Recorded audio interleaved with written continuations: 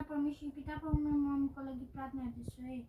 हे प्रभु, मेरो मनभरि आमाको लागि तपाईँको अगाडि आएको छु।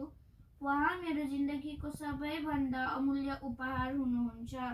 कृपया उहाँको हृदयलाई स्पर्श गर्नुहोस् र निको पार्नुहोस्। प्रभु, जब उहाँ दुःखमा हुनुहुन्छ, तपाईँ उहाँको सहारा बन्नुहोस्। जब उहाँ कमजोर हुनुहुन्छ, तपाईँ उहाँको शक्ति बन्नुहोस्। उहाँको हरेक सासलाई तपाईँको शान्तिले भर्नुहोस्।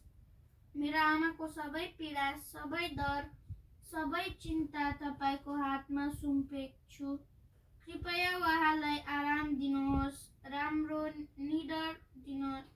निन्द्रा दिनुहोस् र नयाँ बल दिनुहोस्। प्रभु, मलाई पनि शक्ति दिनुहोस् कि म उहाँलाई माया, हेरचाह र समर्थन दिन सकुन्।